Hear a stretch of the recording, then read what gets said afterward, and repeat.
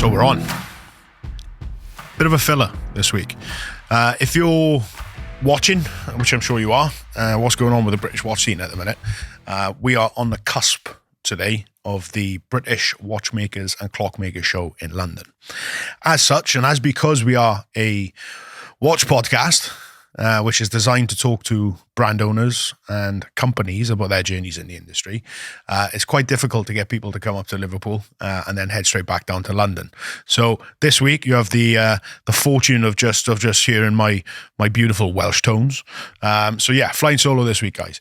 But that's not such a bad thing. It gives us the ability and the opportunity to really dig into where we're at so far. So we've got 12 episodes in the bag thus far. I'd like to think you could probably see a bit of a organic transition in those episodes and comfort levels rising, etc. I also like to think that we've given you some really, really interesting conversations and insights into brands that I'm sure you've probably heard of, but may not have had a full scope or a full understanding on.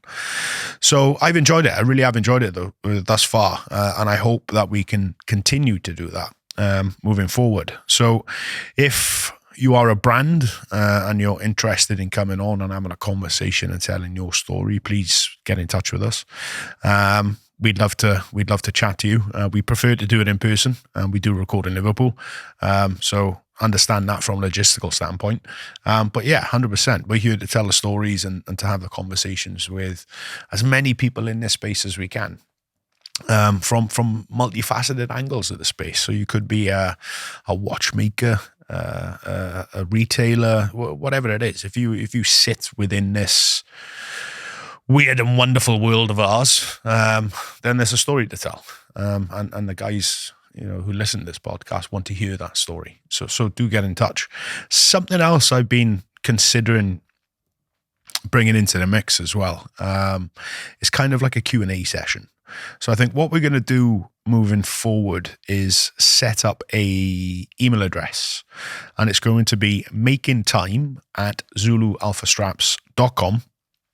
And if you've got any interesting questions or things you would like us to ask people on the podcast, or topics or things you want us to cover, or suggestions of people we should talk to, please drop us an email. It will be very interesting to see what you guys want. Something we've always tried to be as a brand is customer focused, customer led. So tell me what you want to listen to. Tell me, who you want us to talk to. That will help point us, in the right direction. The other side of stuff is the YouTube content. We're in a situation where we're getting an awful lot of you guys watching the videos, but you're not necessarily subscribing to the channel. Now, I hate to be that guy, and I hate to campaign and hit you with a like, share, subscribe stuff, but something I've grown to realize over the last few months is just the power that has when we're trying to talk to businesses or brands that may be new to us. We're pretty well established in the British scene. We're pretty well established in the watch space, as it were. But there's companies out there that are supporting this industry of ours that may not know who we are. So if we've got solid numbers and metrics to show them, again, it helps. It helps us bring interesting people on. It helps us have these interesting conversations.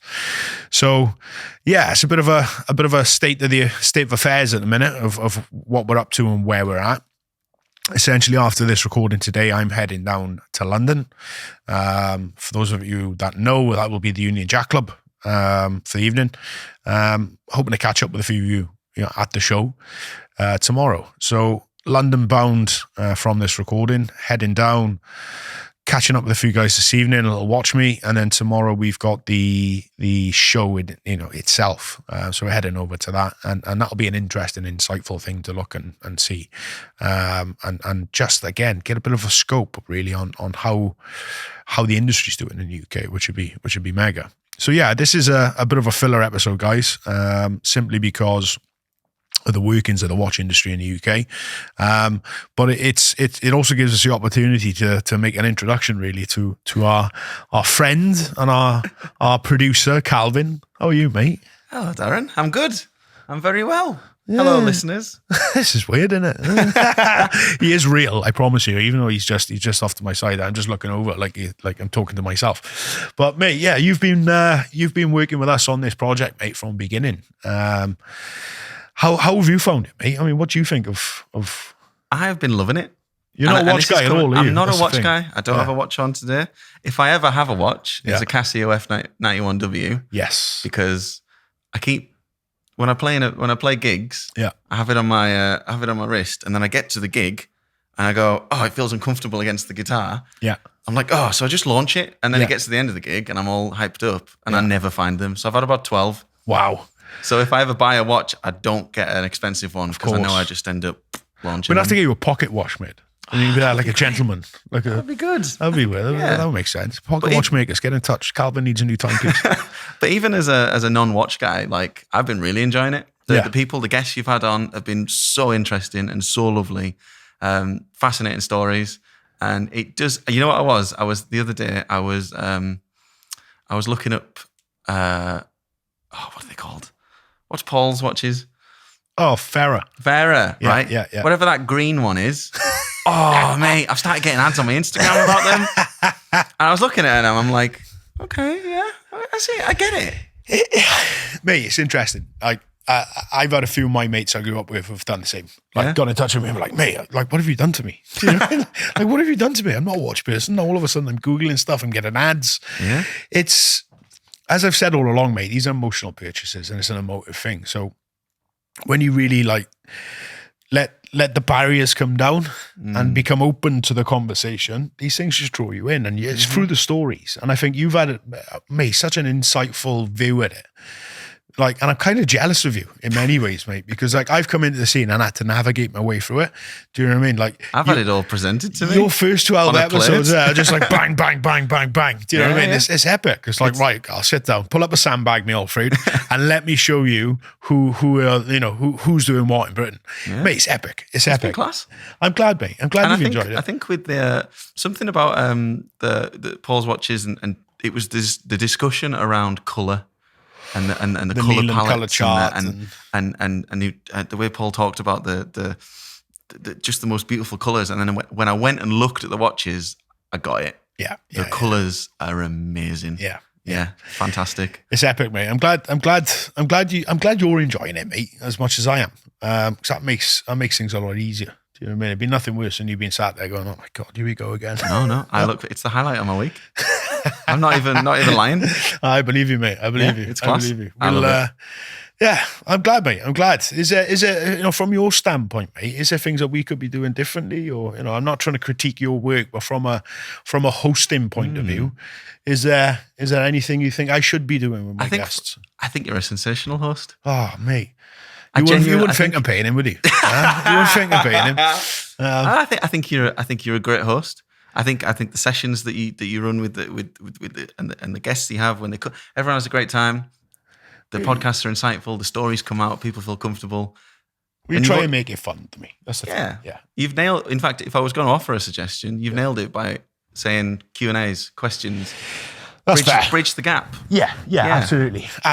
Let's get this becoming something that's a bit more engaging rather than just transmitting. We can receive some as well. But it's been great to see because I check the socials, I check the numbers. Yeah. The numbers going up, always good. But the comments, every clip that goes out, you get comments that are seeing that people are loving the episodes, loving the content. It's awesome. Yeah. No, I enjoy it, mate. I enjoy that aspect of it, but it wouldn't be possible without you, mate, and your skill set. I'm like, you've seen some of my my camera, my attempts at photography, videography, stuff like that. There's something there. There's not, mate. There's nothing there. I'm like, it's like your dad with a camcorder back in the 90s. Do you know what I mean? Capturing stuff, and you just polish my turds. That's what happens. You keep supplying me with turds, and I'll keep polishing them. I've got a question for you then. Go on, mate. Who's right? Top 3 dream guests. Who do you want to get on that empty chair over there? Is this realistic guests or like radically aspirational guests? Let's go somewhere in the middle. Somewhere in the middle. So give me one radically aspirational guest. Russell Crowe. Russell Crowe? Russell Crowe. Okay. Russell Crowe I'm a massive, massive fan of Russell Crowe and always have been. two of my favorite films of all time are Master and Commander, Far Side of the World, and Gladiator. I thought you were going to say Les Mis. Mate, I do love Les Mis. Oh, okay. Yeah, genuinely. I went down to see Les Mis tail end of last year in London. We went down for the night and watched the show. I love Les Mis, which probably is a surprise to a lot of people. But yes, I'm fond of a musicale. But yeah, Russell Crowe, mate, he's massively into his watches. He absolutely loves watches. He's done a little bit of watch content before. With some of the big publications out there, and there's one particular story I'd love to talk to him about, and that's a story he had. I believe it was in Rome. Gladiator had just come out, and I think he was in a Panerai AD, it's a big Italian watch brand, and he walked into the dealership. He picked up his watch. As he walked out, the streets were just flooded with people, and there was a policeman just like stood staring at him. So he looked at the policeman and he said, "What's happened?" The policeman says, "What do you mean, what's happened?" "They're here for you, General." And Maximus, me. And the first time I heard that story, like the hairs stood up on the back of my neck. He's such an interesting man. He's got such an interesting watch collection, and he's got such interesting stories. So yeah, he would be like, So if you know Russell, if you're listening, mate, I know you're a rugby guy. I know you're fond of the Navy because of the Master and Commander stuff, and I know you're a watch pest. Get in touch. Talk to me, Jeff. Talk to me. I'll give you two more guests. Two more guests, mate, that we'd love to have on. So these, again, we've done our radically, out there one. So now realistic guests we could talk to and have a chat with. I really want to talk to Roger Smith, who's based in the Isle of Man. He's basically doing God's work. He's hand making watches on the Isle of Man. He was a student of a gentleman called George Daniels, who was arguably one of the best watchmakers ever to draw breath. And Roger Smith has carried on that legacy. Geographically, where are we here in Liverpool? 75 miles west of us. He's on an island called the Isle of Man, and he's there chipping away at chunks of metal and making stuff happen. Very engaged in the community, very engaged in the scene. He's actually very friendly with some of the guests we've already had on. So yeah, 100%. I'd love to get Roger Smith on here and have a conversation with us. So again, if you're listening, Roger, please send him a link, and let him know that there's a warm welcome in the hillside for him. But yeah, that would be super interesting. Super interesting. And then conversation. One more. Right, okay. So we've got Russell Crowe, Maximus himself. We've got Roger Smith. Someone else in the watch scene. I think I'd probably like to speak to Jason Heaton. Jason Heaton runs a podcast, or runs is the wrong word. Jason Heaton is a co-host on a podcast with a gentleman called James Stacey. And their podcast is called The Grey NATO. I've been an avid listener to this podcast for years. It's diving, adventure, travel, apparel, all the buzz points, all the things I enjoy in my life. And I think what they've done with that show, mate, is really capture escapism. That's what these hobbies are meant to be for a lot of us, is escapism. It allows us to switch off from everyday life and enjoy things because we enjoy it and we have the core love for it. And Jason's done it so well, and he's navigated the not only the watch space for such a long time very, very well, but also the podcasting element to it. I'd love to have him on the show. I'd love to see how he operates and does this, because I've come into this. I'm not professionally trained media guy or podcaster or speaker or anything. You're very good though. I think you are. Thank you, Carl. Thanks, mate. But understanding or seeing someone who's in a similar space, who's doing exceptional work, that is a professional at it, would be a phenomenal thing to just to witness. You know what I mean? Never mind like digging in and having a conversation with him about some of the stuff he gets up to, which is just phenomenal. But just to be here, and that probably sounds really weird and creepy and fangirly. So Jason, I know you listen, mate, so please forgive me. I'm not trying to creep you out or anything. But yeah, you look at people, mate, in a similar space as you, and certain people who are doing it, to a ridiculously high standard that you respect, and he's one of them. So they're probably the top three, mate. Got another question. Go on. What's your favorite? In terms of things that you've learned on this podcast? When I talk to these people, what's your standout? What's something that you've learned from hearing somebody talk about the story that stands out to you as being your favorite? I don't think there's a particular favorite, mate. Right? I'm a fan of people. Mm-hmm. Right? And before anything else, I enjoy conversing with people. I enjoy understanding people's stories. I enjoy being taken on a journey by others through their experiences. And I enjoy being able to assimilate with those experiences or understand the hardship or the challenge or whatever else that went through. And certainly there's a theme that I've seen develop, mate, throughout these conversations is more or less the level of risk that a lot of people, pretty much everyone's had to take to get into this. It's inspirational in that sense. And that sounds like very open or flat, do you know what I mean? Saying it, it's inspirational. As well as a meat to the bone. I think fundamentally, no matter which part or walk of life you're from, to start a business is crazy. You have to be a little bit crazy to do it. You have to be a little bit different to most people to do it. And it's inspirational because the people who sit in the chair opposite me there, every single one of them have gone out and started a business. Every single one of them are in work before everyone else in the morning. Every single one of them, the last one's there at night or the last one's to go to bed, whether they're in the office or not, they're at home working and doing stuff. Every single one of them have leveraged a lot of their personal capital to put them into a situation where they're in. But the most inspirational piece is every single one of them believed in themselves when no one else did. And that is powerful. That is powerful. And that is a theme you see across these people who come and sit in this desk over me. At some point, every single one of these people, they were the only ones who believed in themselves. And they went out and they made it happen. That's rare. That's a rare commodity. And if we can capture that, if we can bottle that, mate, the opportunity's endless. But that's a difficult thing to do. But having these conversations is a powerful thing